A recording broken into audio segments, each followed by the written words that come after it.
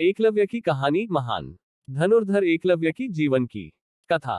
कहते हैं ना कि नदी को रास्ता नहीं दिखाना पड़ता, वो खुद ब खुद अपना रास्ता बना लेती है। इसी प्रकार पुराने समय में एक ऐसा शिष्य हुआ जिसने अपने हुनर और गुरु भक्ति से अपना नाम इतिहास में दर्ज करवा लिया। वो वीर योद्धा था, एकलव्य। लेकिन इस वीर योद्धा की जिंदगी का अंत कैसे हुआ, आइए जानते हैं वीर एकलव्य की कहानी विस्तार में। महान धनुर्धर एकलव्य की कहानी। बात उस समय की है जब शिक्षा का रूप आज से बहुत अलग हुआ करता था। उस समय के विद्यालय गुरुकुल हुआ करते थे। विद्यार्थियों को शिक्षा ग्रहण करने के लिए सब अपने गुरु के पास आश्रम में ही रहते थे। सभी मिलजुल कर एक परिवार की तरह रहते और मिल बांट कर सब काम किया करते थे। सभी शिष्य बड़ी निष्ठा और ईमानदारी के साथ शिक्षा प्राप्त करते थे। उस समय शिक्षा भी कुल के अनुसार ही दी जाती थी। ब्राह्मणों और क्षत्रियों के अलावा किसी को भी शिक्षा नहीं दी जाती थी।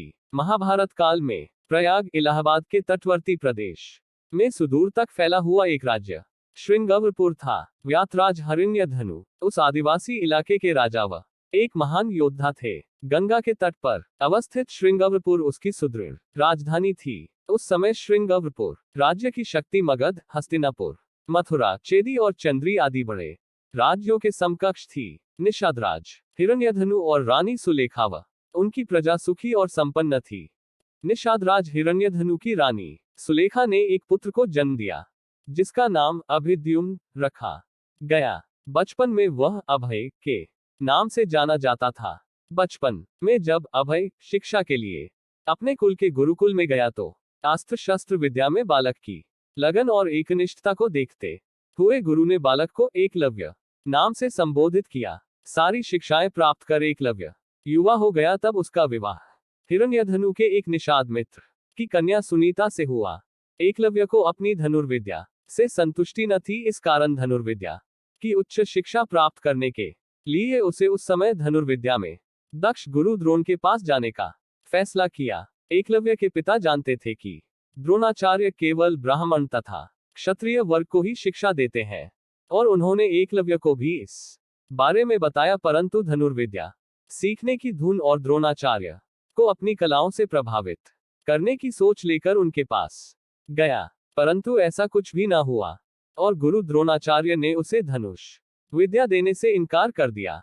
एकलव्य इस बात से तानिक भी आहत न हुआ और उसने वही जंगल में रहकर धनुर्विद्या प्राप्त करने के ठान ली। उसने जंगल में द्रोणाचार्य की एक मूर्ति बनाई और उन्हीं का ध्यान कर धनुर्विद्या में महारत हासिल कर ली। एक दिन आचार्य द्रोण अपने शिष्यों और एक कुत्ते के साथ आखेट के लिए उसी वन में पहुंच गए जहां एकलव्य रहते थे।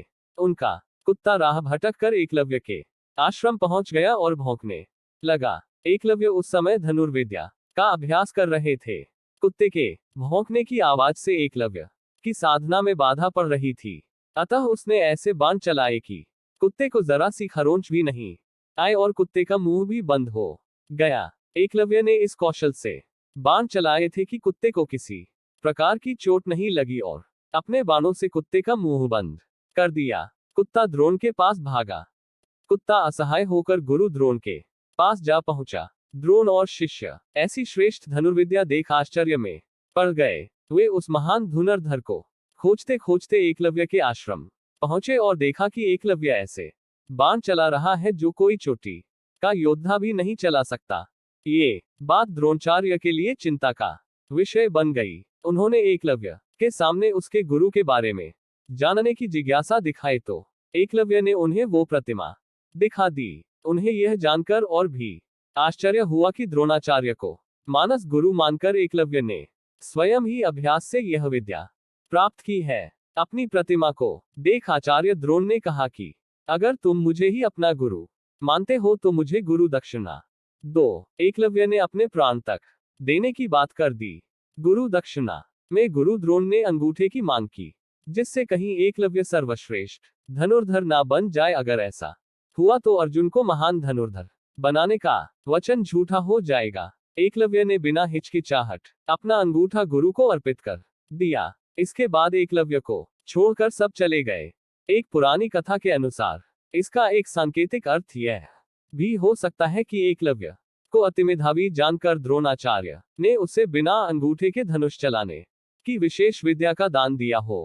कहते तो ये भी है कि अंगूठा कट जाने के बाद एकलव्य ने तर्जनी और मध्यमा अंगुली का प्रयोग कर तीर चलाने लगा। यहीं से तीरंदाजी करने के आधुनिक तरीके का जन्म हुआ। अतः एकलव्य को आधुनिक तीरंदाजी का जनक कहना उचित होगा। निस्संदेह यह बेहतर तरीका है और आजकल तीरंदाजी इसी तरह से होती है। बाद में एकलव्य श्रृंगबेर राज्य वापस आ गए और वही रहने लगे। पिता की मृत्यु के बाद वहां का शासक बन गए और अमात्य परिषद की मंत्रणा से वह न केवल अपने राज्य का संचालन करते बल्कि निषाद भीलों की एक सशक्त सेना और नौसेना गठित कर ली और अपने राज्य की सीमाओं का विस्तार किया। इंटरनेट पर उपलब्ध जानकारी के अनुसार निषाद वंश का राजा बनने के बाद एकलव्य ने जरासंध की सेना की तरफ से मथुरा पर आक्रमण कर यादव सेना का लगभग सफाया कर दिया था। यादव वंश में हाहाकार मचने के बाद जब कृष्ण ने दाहिने हाथ में महज 4 अंगुलियों के सहारे धनुष बाण चलाते हुए एकलव्य को देखा तो उन्हें इस दृश्य पर विश्वास ही नहीं हुआ। एकलव्य अकेले ही सैकड़ों यादव वंशी योद्धाओं को रोकने में सक्षम था। इसी युद्ध में कृष्ण ने छल से एकलव्य का वध किया था। उसका पुत्र केतुमान महाभारत युद्ध में भीम के हाथ से मारा गया था। जब युद्ध के बाद सभी पांडव अपनी वीरता का बखान कर रहे थे तब कृष्ण ने अपने अर्जुन प्रेम की बात कबूली थी। कृष्ण ने अर्जुन से स्पष्ट कहा था कि तुम्हारे प्रेम में मैंने क्या क्या नहीं किया है। तुम संसार के सर्वश्रेष्ठ धनुर्धर कहलाओ, इसके लिए मैंने द्रोणाचार्य का वध करवाया, महापराक्रमी कर्ण को कमजोर किया और न चाहते हुए भी तुम्हारी जानकारी के बिना भील पुत्र एकलव्य को वीरगति प्रदान की। और इन सब के पीछे केवल एक ही वजह थी कि तुम धर्म के रास्ते पर थे, इसलिए धर्म की राह कभी मत छोड़ना। एकलव्य की कहानी से हमें यह प्रेरणा मिलती है कि हमें कभी भी हार नहीं माननी चाहिए और अपने हौसलों से हालातों को बदलना चाहिए। आपने इस कहानी से क्या शिक्षा प्राप्त की, कमेंट बॉक्स में जरूर लिखें और इस एकलव्य की कहानी को अधिक से अधिक शेयर करें और सब्सक्राइब लाइक भी कर दें हमारे चैनल कहानियां R1 को बढ़ाने और सुनने के लिए धन्यवाद। R